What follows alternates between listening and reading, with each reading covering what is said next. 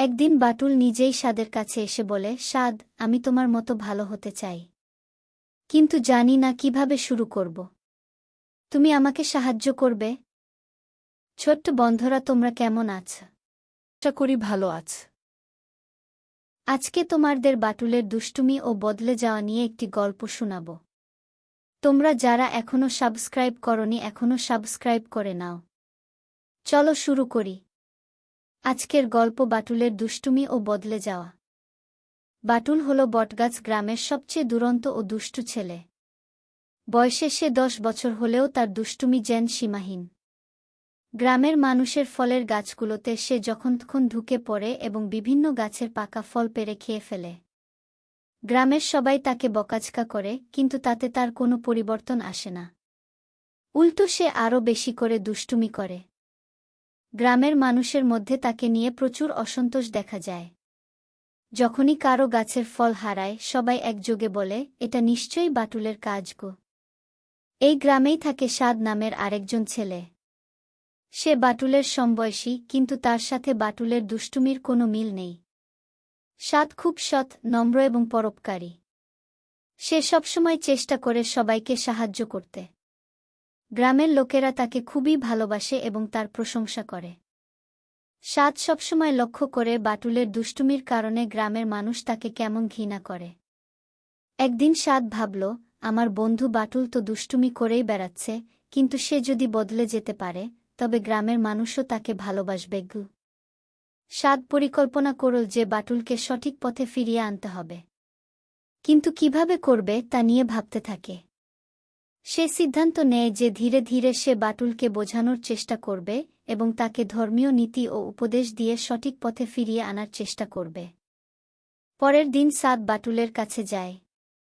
বাটুল তখন গ্রামের এক বাগানে ঢুকে এক গাছ থেকে কিছু পেয়ারা পেড়ে খাচ্ছিল।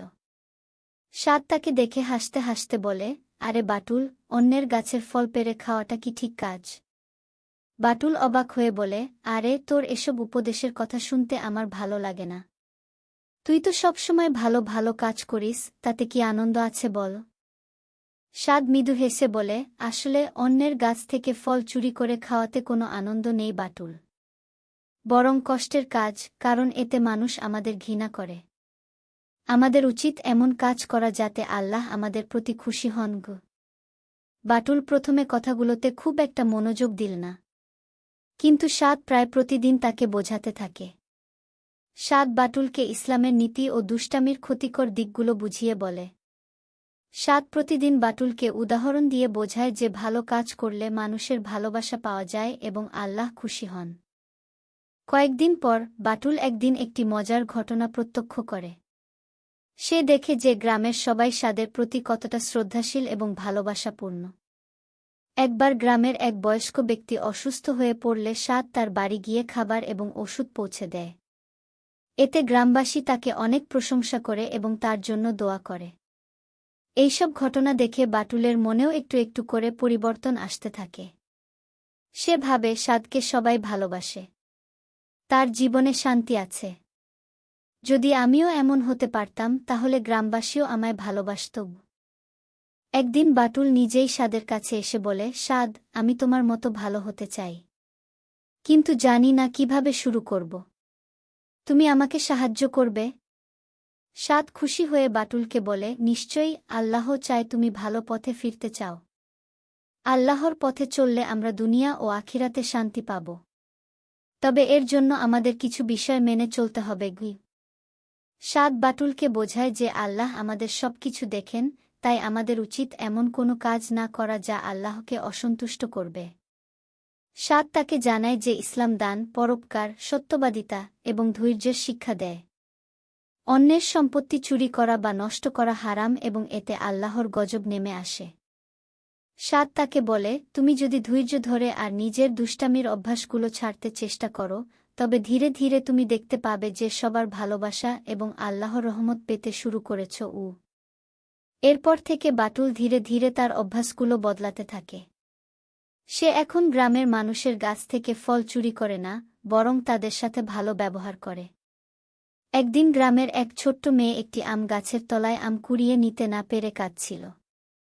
বাটুল তাকে সাহায্য করে এবং সে আমটি মাটিতে পড়ে থাকা দেখে সেখান থেকেই তাকে এনে দেয়। গ্রামের মানুষ এই পরিবর্তন দেখে খুবই খুশি হয়। তারা বুঝতে পারে যে বাটুল এখন আর আগের মতো নেই। একদিন বাটুল নিজেই গ্রামের মসজিদে গিয়ে আল্লাহর কাছে প্রার্থনা করে এবং নিজের দুষ্টামির জন্য ক্ষমা চায়। গ্রামের সবাই সাদের প্রশংসা করে কারণ সে বন্ধুত্বের মধ্য দিয়ে বাটুলকে সঠিক পথে নিয়ে এসেছে। বাটুল এখন সবাইকে সাহায্য করে এবং গ্রামের কাজে অংশগ্রহণ করে। গ্রামবাসী এখন তাকে ভালোবাসে এবং তার প্রশংসা করে। সাদ ও বাটুল এখন গ্রামের সবার প্রিয়। বাটুল মনে মনে প্রতিজ্ঞা করে যে সে আর কখনো খারাপ পথে যাবে না এবং সবসময় সাদের মতো আল্লাহর পথে চলবে। এ গল্পের শিক্ষণীয় বিষয়: ভালো পথে চলার গুরুত্ব এবং আল্লাহর প্রতি বিশ্বাস। অন্যের জন্য ভালো কাজ করার মানসিকতা এবং পরিবর্তনের শক্তি। বন্ধুত্বের মাধ্যমে একজন মানুষকে সঠিক পথে আনার উদাহরণ। বন্ধুরা, কেমন লাগলো আজকের গল্প? ভালো লাগলে লাইক দিও। না ভালো লাগলেও দেখতে থাকো, একদিন ভালো লাগবে। পরবর্তী ভিডিও দেখার আমন্ত্রণ রইল। সেই পর্যন্ত তোমাদের মঙ্গল কামনায় আজকে এখানেই বিদায়।